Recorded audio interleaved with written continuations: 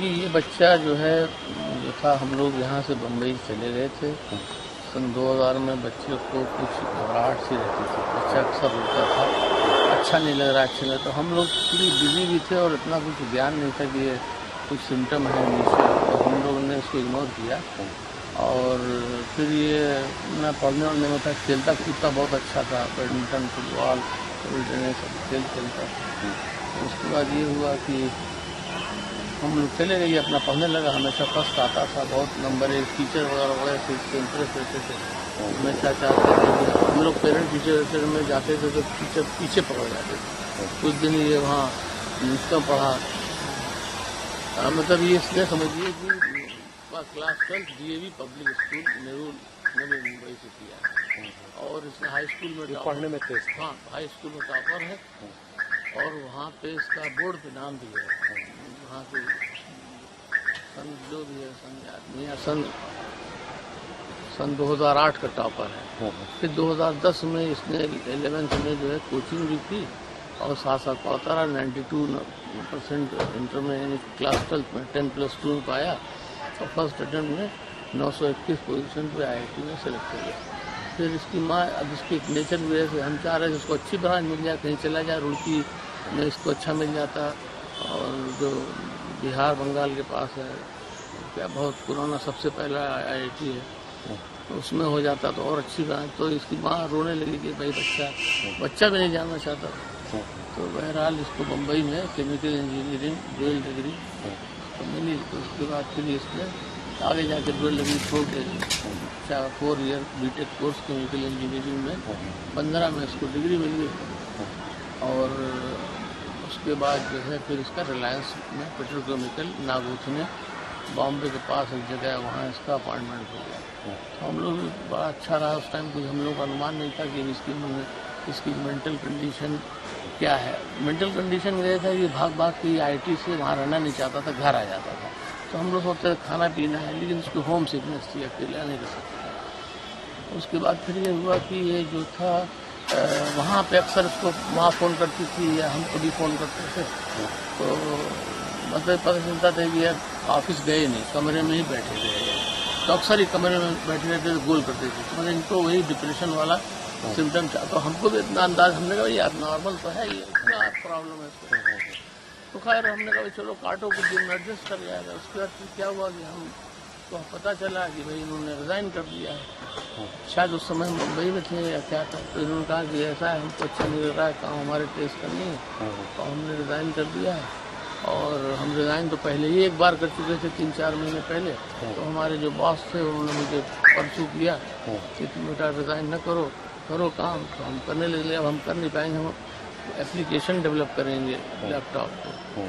तो वो अपना काम करने लगा ये, और ये समझिए 15 में सितंबर 16 में छूटा है वहाँ से। 16 में काम करता रहा। इसने ऐप भी डेवलप किया, थर्मोस्टेट करके, ऐसा पता कुछ इस तरह से थर्मो ऐसा किया। उसका केमिकल इंजीनियरिंग का हीट है तो कितना उसमें वेपर आएगा, कितना क्या आएगा, वो मुझे ज़्यादा टेक्निकल मालूम नहीं। मतलब उसमें नंबर्स गेम भी थी कि अगर इतना प्रेशर है तो इतना ये होगा। तो लोगों ने काफ़ी अप्रिशिएट किया, लेकिन इसको प्रॉब्लम ये थी कि कॉमर्शियल उसका ये सेल नहीं करता था, क्योंकि उसके पास डेटा नहीं था। डेटा कहीं से चुराए या कुछ खरीदे, 2 तरीका है, या किसी कंपनी में हो तो उसका डेटा मिल जाता। डेटा जब तक बैक नहीं रहता है, बैकअप में, तब तक वो एप्लीकेशन काम नहीं करता। तो इसने अपनी माँ से कहा, हमसे भी कहा कि वो जो है बिना पैसे के तो चलेगा नहीं, तो हमें नौकरी करना है। माँ ने फ़ोन किया, भाई इसको नौकरी देखो। तो मैं उस समय जनरल मैनेजर था, SR ऑयल लिमिटेड थी कंपनी, जिसमें मैं पहले भी 4.5 साल काम कर चुका था बम्बई में। अच्छा, आपके पिताजी जज कब थे, क्या नाम था उनका? उनका नाम सैयद अहमद अब्बासी साहब थे। इस बात को पूरी कर लूँ फिर उनके बारे में बात करता हूँ। उसके बाद क्या हुआ कि ये इसका सिलेक्शन हो गया। सिलेक्शन में जो है वहाँ पे इसका हुआ, ये फिर जामनगर आ गया साथ साथ। वहाँ पे 10 अप्रैल या एक आध 2 डेट आ गए। ये फिर घर से प्लांट 40 किलोमीटर था, बस से आता था कंपनी की। ये बस से उतरा ही नहीं, इसको हेलुसिनेशन हो गया कि हमको अल्लाह मियाँ उतारे हैं और ये तो जन्नत है और ये पता है बहुत, जो मुझे बताया गया। तो वहाँ के जो चीफ मेडिकल थे और लोगों ने हमको फ़ोन किया कि भाई साहब आप आइए, आपके बेटे की तबीयत ठीक नहीं है। तो हम पहुँचे तो वहाँ पे एक ऑक्यूपेशनल हेल्थ सेंटर था, वहाँ उसको लिटा दिया जाता। चीफ मेडिकल अफसर जो था उसने हमसे कहा कि भाई वो ये लड़का अनफिट है आपका। और हमने कहा क्या हुआ? बोला नहीं, इसको तो मेंटल प्रॉब्लम आ चुकी है, ये काम अब नहीं कर सकता है, इसका आप डिटेल ट्रीटमेंट कराइए। तो खैर उसी दिन हम इसको लेके चले गए। और उससे पहले भी इसको जो हम लोग एक हफ्ते के लिए आए थे, रिलायंस SR में काम कर रहा था, तो इसकी 6 दिन की नींद गायब हो गई। वहाँ एक अजय खत्री जामनगर में डॉक्टर थे, उनका ट्रीटमेंट हुआ, कुछ फ़ायदा हुआ। फिर हम लोग समझ गए कि चलो ठीक है। लेकिन ये 10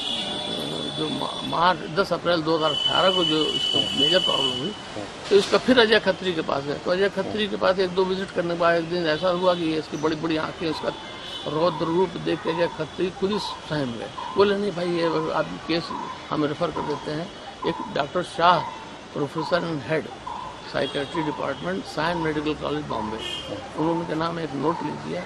और हम फिर करीब 2 मई को वहाँ गए और 4, 5, 6 मई तक टाइम लेते उस बच्चे को वहाँ दिखा दिया।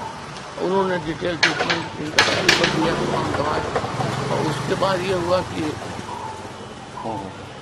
ये कुछ ठीक होने लगे, तो इन्होंने जिद पकड़ ली कि हम दवा नहीं खाएंगे, है ना। कई महीने तो डॉक्टर बेचारा बोला, बहुत सीधा सा था, उसने उनको ये बोला कि भाई आप बेटा खाओ, ऐसे तो आगे प्रॉब्लम आएगी। तो खैर ये हम लोग सुनते तो थे नहीं, जब अकड़ जाते थे तो सुनते नहीं थे। तो अब आर्गूमेंट दे के चुप करा देते थे। इनका ये था कि उसमें साइड इफेक्ट था, क्या था, क्या बोले, चलो भी टाइम बीइंग प्रॉब्लम सॉल्व हो गई। फिर ये फिटनेस इनकी हुई, तो फिटनेस के बाद ये ज्वाइन किया। तो रह के इनको फिर प्रॉब्लम आ जाती थी, तो अक्सर ये लीव विदाउट पे महीनों मतलब लीव विदाउट पे रहते थे कंपनी में। कंपनी वाले चूँकि हम भी थे और हमारा संबंध अच्छा था, और कंपनी के जो HR डिपार्टमेंट है बहुत अच्छा, मुझे मतलब ये तो रिजाइन करके वहाँ जा रहा था, तो ये वहाँ पे एक शाह साहब रुका, अरे भाई क्या है रिजाइन कराते हो उसको, ये आने दो, उसको कोई पूछेगा थोड़ी, ठीक हो जाएगा, वहाँ घर पर रहेगा और बीमार हो जाएगा। ये शाह जो GM थे, हेड HR थे, बहुत उनका एहसान। तो उन्होंने मुझे बोला नहीं भाई बेटे वो आने दो। तो बच्चा जो था, हमने कहा चलो बेटा कुछ नहीं, तुम बैठे रहना, तुम खाली लैपटॉप वो देखते रहना अपना डेस्कटॉप। तो धीरे धीरे करते करते फिर काम वहाँ करने लगा। फिर उसके बाद ये हुआ कि भाई जो है ये जब काम करने लगा तो थोड़ा वहाँ कुछ प्रॉब्लम आ गई। ये जो भाई वो कंपनी पुराने स्टाइल से चलने वाली, ये नए स्टाइल से चलाने वाले थे। इन्होंने 2-3 ऐप बनाए, क्या होता है कुछ जो है केमिकल इंजीनियरिंग का प्लांट का 2-3 ऐप बनाए इन्होंने। एथेलॉन जब मिक्स करना था उसके ऊपर टेम्परेचर के लिए बताया, हीट एक्सचेंजर पे इन्होंने ऐप बनाया था। तो उसके बाद ये हुआ कि भाई इनको जो वहाँ फिर समझ नहीं आया, चलते रहे, काम करते रहे स्लो उस पर। फिर मेरा रिटायरमेंट हुआ, कोविड आ गया। कोविड में हम लोग घर से काम कर रहे थे। रिटायरमेंट के बाद कंपनी ने 1 साल एक्सटेंशन दिया। फिर पेंशन अगस्त 2020 को ख़त्म हुआ, तो हम लोगों ने अपना सामान बांधना शुरू कर दिया और फिर सामान लेके हम लोग यहाँ चले आए। इनकी भी नौकरी छोड़ा दी क्योंकि इनकी मानसिक स्थिति स्टेबल नहीं थी, मेंटल कंडीशन। इनको अकेले छोड़ना जो है, इनकी एक शादी भी हुई थी, शादी भी नहीं चल पाई। पहले एक शादी हुई थी, तय हुई थी, तो उसी जुलाई में तय हुई थी। हम लोगों का सब रिजर्वेशन हो गया था, लेकिन इनको अटैक पड़ गया। तो मैंने उनके वो एक आफ्ताब अंसारी गाजीपुर के थे, उनको हमने फ़ोन कर दिया। हमने भाई देखो बच्चे की कंडीशन है, अब हम तो तुमको बता देते हैं, अब तुम्हारे ऊपर है। डॉक्टर का नाम दे दिया जाकर। उन्होंने फ़ोन किया, बहरहाल डॉक्टर ने, हमने पूछा डॉक्टर साहब बताया आपने कुछ? तो नहीं, मैंने तो मना कर दिया कि थर्ड पार्टी से हम बात नहीं करते। हमने अच्छा ठीक है। बहरहाल उनको हमने पर्चा वर्चा सब भेज दिया, तो वो पीछे हट गए।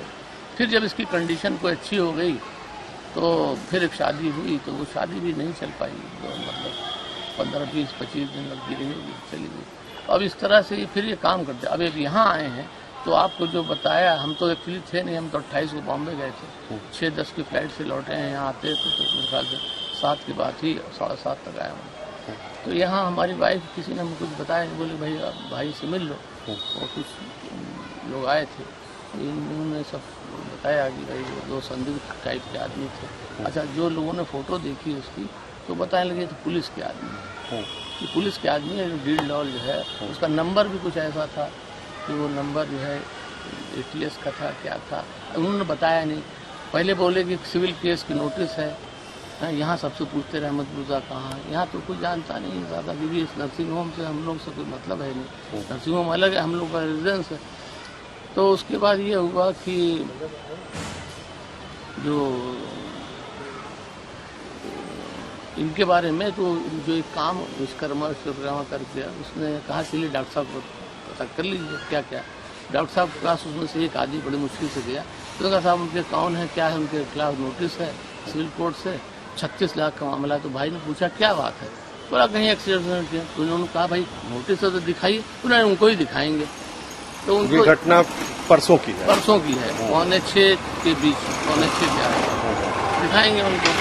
तो उसके बाद ये हुआ कि उन्होंने कहा अच्छा ठीक है बैठिए, हम उसको बुलवा रहे हैं। तो उनका हम बाहर बैठ जाते हैं। उसके बाद ये निकले, हमारे जो डॉक्टर साहब का कंपाउंडर उसको भेजा कि भाई इनकी जाके मिला दो, नहीं है।